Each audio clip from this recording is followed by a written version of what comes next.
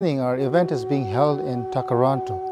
I would like to acknowledge that we are all treaty people, and the location of the event is the traditional territory of many nations, including the Mississaugas of the Credit, the Anishinaabeg, the Chippewa, the Haudenosaunee, and the Wendat peoples, and is now home to many diverse First Nations, Inuit, and the Métis peoples.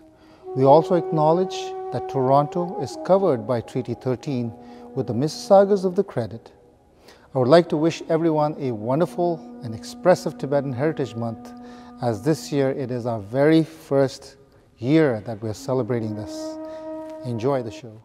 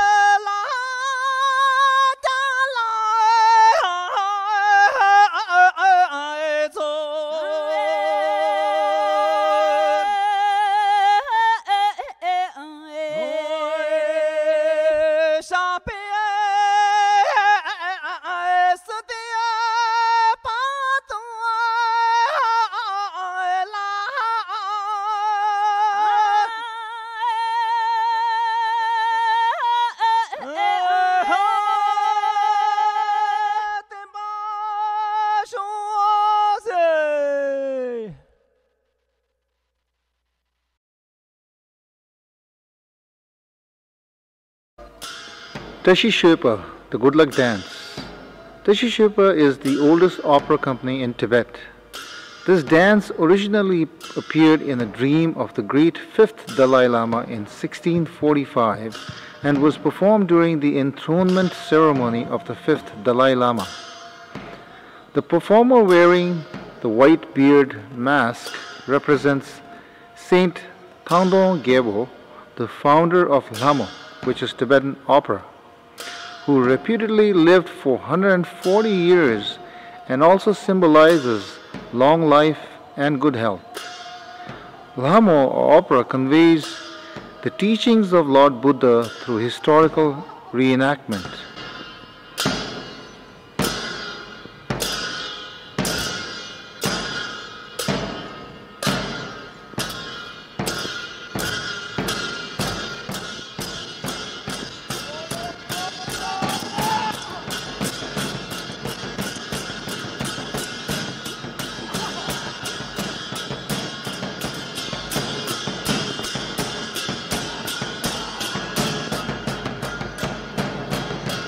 The purpose of this very dance is to bring good luck and good omens, especially to inaugurate special occasions such as construction or opening of a monastery or big official gatherings. And this year, especially today, it is the perfect occasion as we proclaim the month of July as the first ever Tibetan Heritage Month celebrating in the province of Ontario.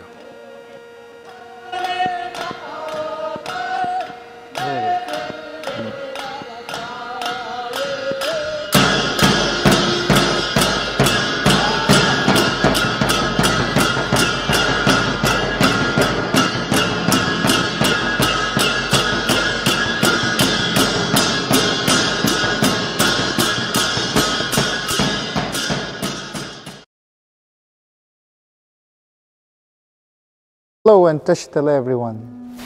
My name is Seri Wangyal and I am the current president of the Tibetan Canadian Cultural Centre and the Canadian Tibetan Association of Ontario that represents approximately 8,000 to 9,000 Tibetans living in the province of Ontario.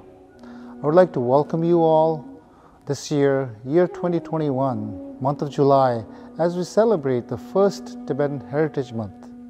July in Ontario is Tibetan Heritage Month, a province-wide celebration of Tibetan contributions to Ontario and Tibetan culture.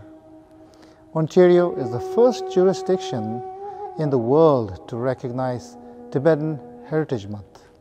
On July 6th, Tibetans around the world celebrate the birthday of His Holiness, the 14th Dalai Lama, who is an honorary Canadian citizen. A few days ago here at the center, we virtually celebrated the 86th birthday of His Holiness, the Dalai Lama, and offered our profound gratitude. Bill 131, Tibetan Heritage Month Act, was tabled by Butila Karpache, Member of Provincial Parliament for the Parkdale High Park. She is the first Tibetan to hold public office in North America. I would like to take this opportunity to acknowledge her contribution in the passage of this bill, which is historic. Since the 1970s, the Tibetan Canadian population has grown to become a remarkable addition to the diverse cultural mosaic contributing to the growth of Canada. Tibetan Heritage Month is also an opportunity to educate a younger generation about the significant roles that Tibetan Canadians have played and continue to play in Ontario. A large population of Tibetans live in Parkdale area, which is also known as Little Tibet, a community that has been forced to flee their homeland and has been displaced and now have found Ontario, Canada, their home, and we can proudly now say that we're known as a resilient, thriving community.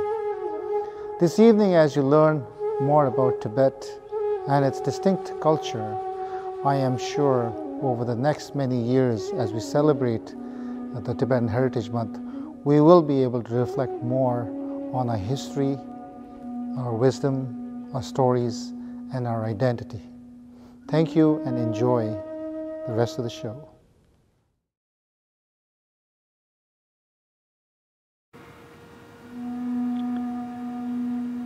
Our kids spent every morning in prayer and meditation session before they even begin their language classes. So as you can see, there are kids of various age groups They sit calmly in a shared environment, and normally we have either the principal of the school or a monk who will lead them in prayer and meditation.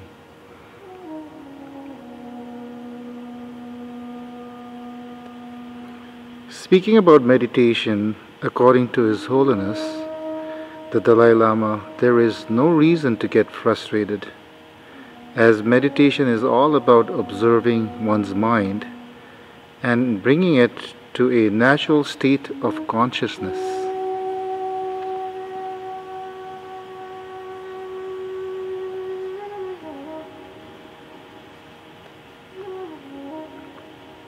Geshe Lagdorla, who is a learned man, says that meditation is like playing a sport. You need to put a lot of effort when playing a certain sport. You need to make it habitual, so that the more you practice or repeat something, you become an expert in it. So it's about all, it comes down to calming your mind. And the next, as you can see, now we're watching the kids learn the Tibetan language. The center hosts language classes for various age groups, and the kids develop their Tibetan language reading skills, writing, and spoken skills as well.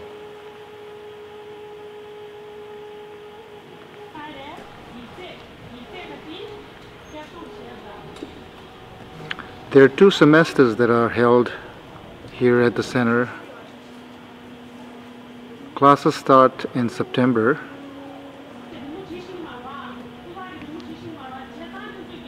and they go all the way through December, which is the first semester.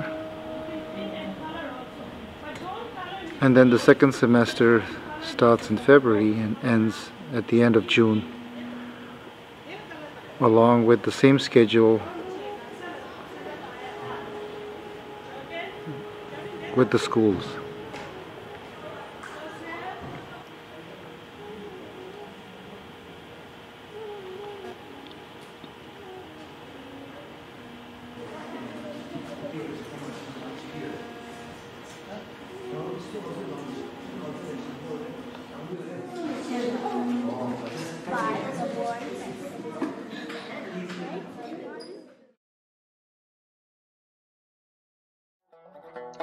Tibetans have a very strong popular music culture. Here are some of the traditional music instruments that is used in Tibetan music.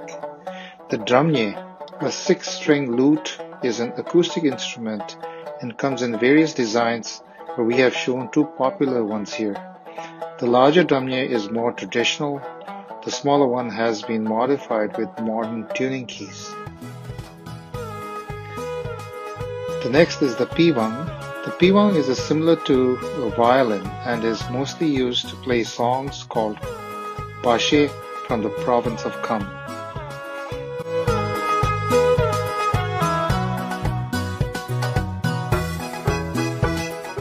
The next is yangjin, is a hammered dulcimer. The wooden black instrument that you see is called the hammered dulcimer. It has multiple strings, and you use 2 wooden sticks to strike on the keys, and it makes the appropriate sound.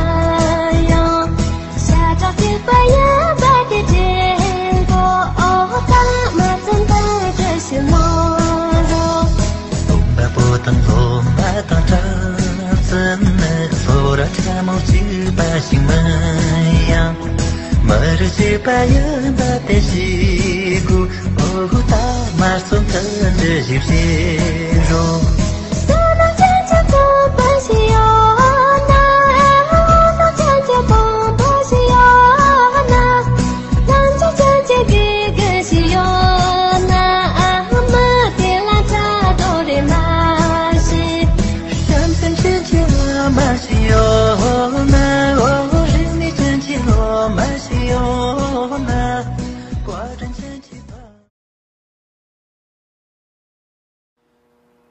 Roasted barley flour called tsampa is the staple food of Tibet. Tibetan cuisine includes the culinary traditions and practices of our people and reflects the Tibetan landscape of mountains and plateaus, and includes influences from our neighbors such as Nepal and India. Some of the other popular dishes are shapale, meat and cabbage in bread; thukpa, dinner staple consisting of vegetables, meat and noodles of various shapes and broth; and of course our famous momos, beef dumplings, which we share at every CMC festival. So here's how we make our momos. We cut them in small pieces about 2 centimeters each, and then we roll them, roll the dough. We put the meat,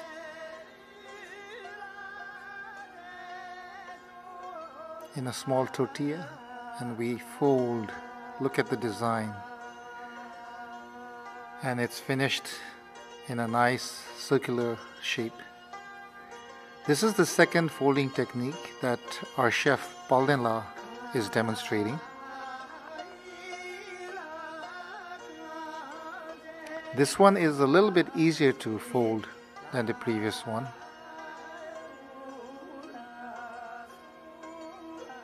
And we need to make sure that the covering is very thin.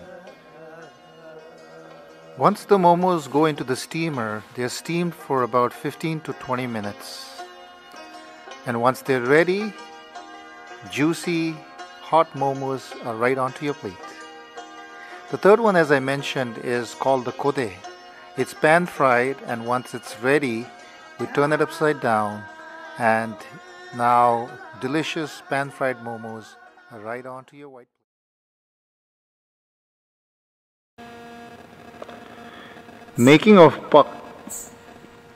Tsampa is a hearty, nutty tasting flour made from roasted barley.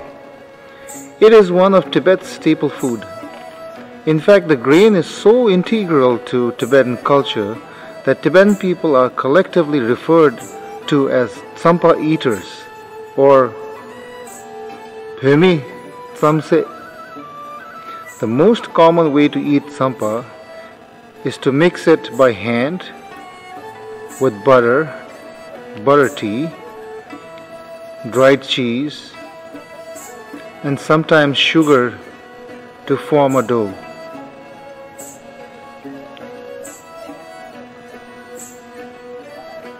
So now, as you can see, Thupten Lekshela is taking tsampa or barley, roasted barley, into his bowl.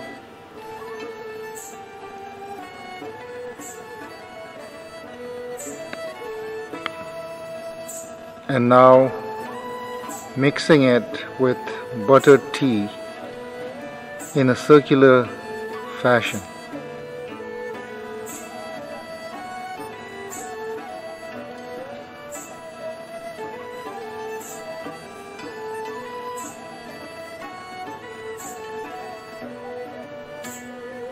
So if you want the pot to be a little more dry, you add some more tsampa.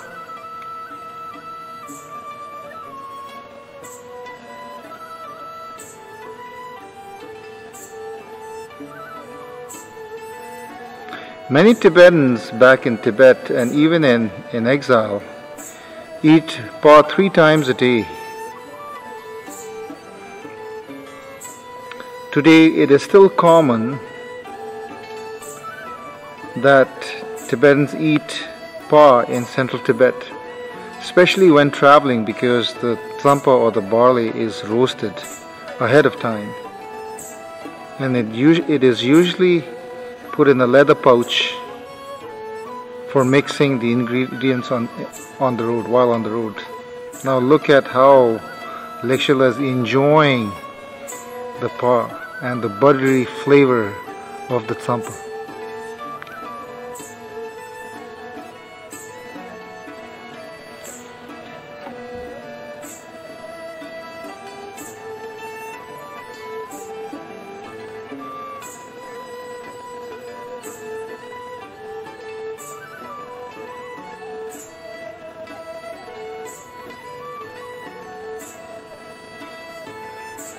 You would enjoy the pa with buttered tea, salted buttered tea.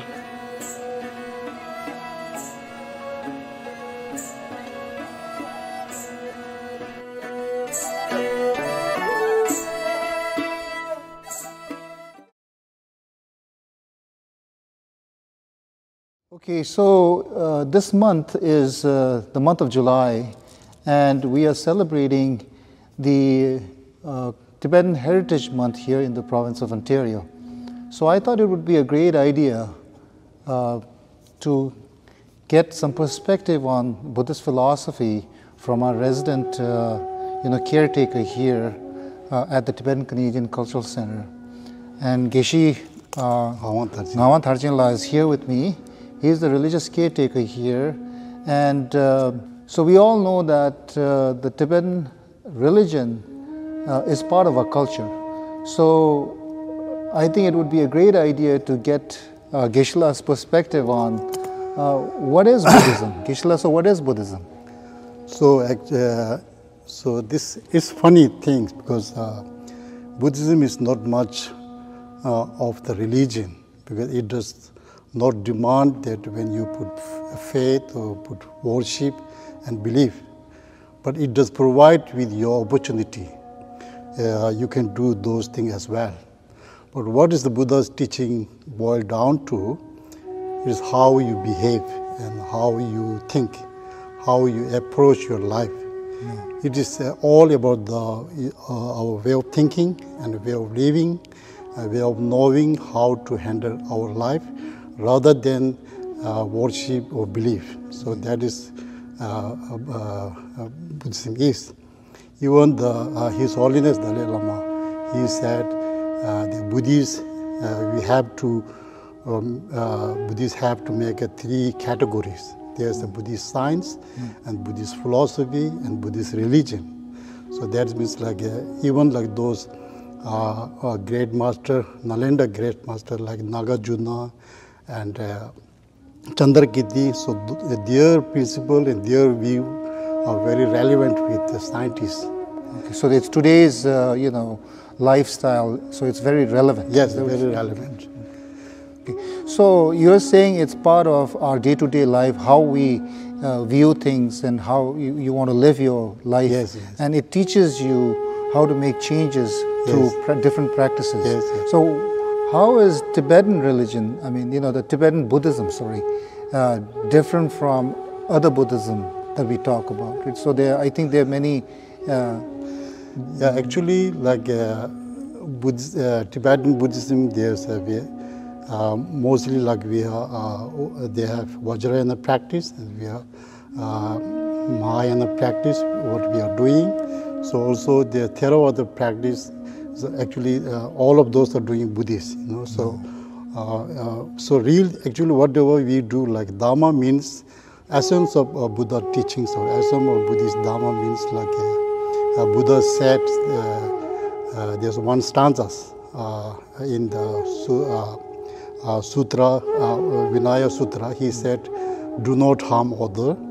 So that is indicate like non-violence, principles of non-violence. So that is like that kind of mind is a foundation of when you create the bodhicitta mind and the compassion mind or enlightened. So that is very important we need. And second line is to cultivate and to practice virtues perfectly. So that means like how we care other, how we good things to do others. Definitely we will get the result. For example, like when our pet. So when we care good for those pet, so whenever we see those pet, they always showing us their love and they're moving their tail. That means like that is the result of our happiness. So that's like we don't need the scientific proof it. We don't need the prediction of astrologer. That is reality and that's nature. No. And third line is very important, third and fourth lines. So essence of Buddha's teaching like how to tame our mind, to tame and to conquer our mind. That is the teaching of Dharma. So why we have a lot of problem, why we have a lot of suffering? Because we are not enough able to tame our mind. That's why we will get a lot of suffering and we will get a lot of problem. So our negative emotions are always overtake with us. If we are not alert in those negative emotions. There's a Tibetan great master, his name is Geshe Ben Kunchen. No. So he said his special practice is he stands at the doorway of his negative emotion with a spear in his hand. Okay. When his negative emotions are active, so he will be alert. Okay. When his negative emotions are relaxed, he will take the rest. So that is what he used to practice. So that's very important because our negative emotions overtake with us if we are not in alert. So that's very important. You know, you hear about Tibetans being peace-loving people. They're compassionate. You know, why do you think a lot of Tibetans have cultivated that, you know, habit, or I would say this good nature that they have? Why do you think it is, you know, I'm sure other cultures have that too, but within Tibetans, it seems to be kind of natural. Where does that come from? So actually, what do you think? So my opinion is actually Tibetan is like Buddhist country. So most of we will get those good advice by our parents and also our religious master like His Holiness Dalai Lama. He gave thousands giving teachings. So mostly people when we heard many times for his teachings, so that can change our minds. And that's we have. Actually, everybody have a Buddha nature. Buddha said like everybody will become a Buddha. We all have a Buddha nature because that mind is like actually nature of our mind is like clear light and luminosity. Why we have problem? So because of those clear light or luminosity, mind is covered by the negative emotions like anger, attachment. That's why you will get a lot of suffering. So that's why everybody have those Buddha nature. So Buddha, that is special of the Buddha's teachings. So Buddha himself says, if you do whatever he did, like hard work, if you do practice whatever he did, so you will also become a Buddha. So that is like a very special teaching of Buddha. So Buddhahood is being able to control your mind. Yes. It's all cultivated by our mind. Okay. Yeah. All right. Thank you very much for sharing your time with us today, and I'm sure this will be helpful to our younger generation and our viewers out there who are watching today. Thank you. It's my pleasure. Thank you so much for it. Many problem is our own creation. We forget oneness of humanity.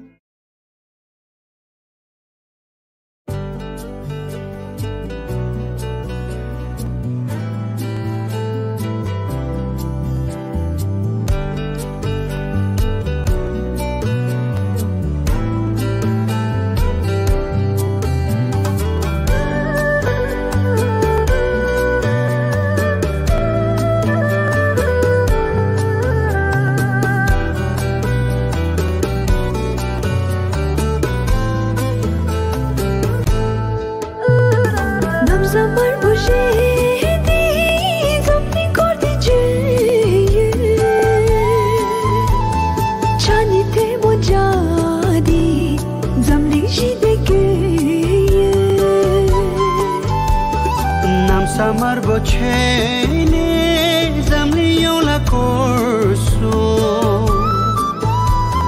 changi the mojane zamling shi de treso kungi nindo ishlorbu tarlela hama kungi nindo ishlorbu tarlela Gini dai shinorbu dai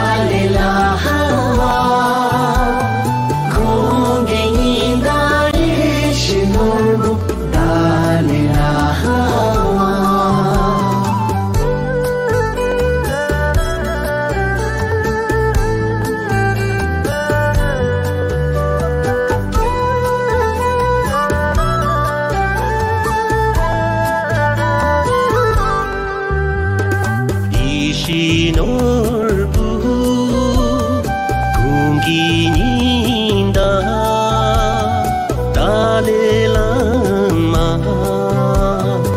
Ishinorbu Kungininda Dalelama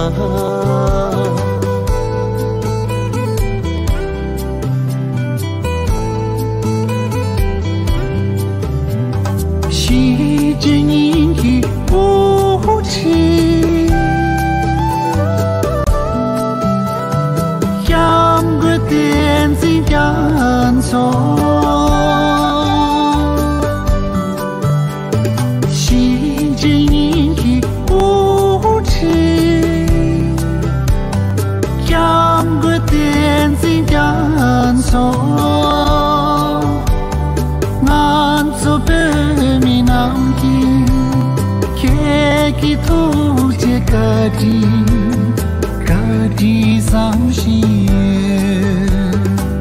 Ishinorbu Kungininda Dalelama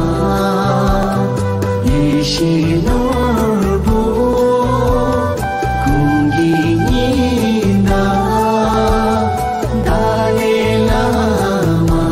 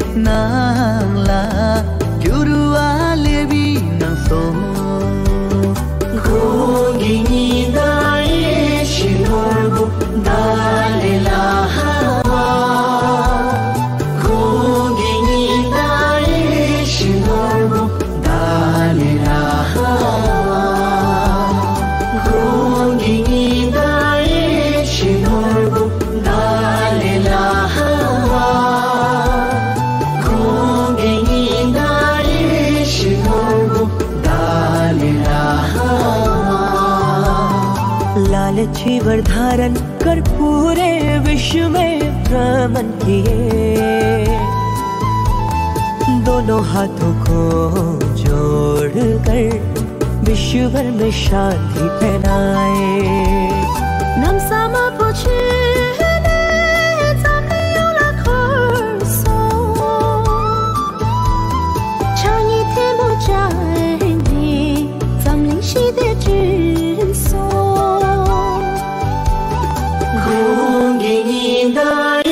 Ishinorbu Dalelama Kungininda Ishinorbu Dalelama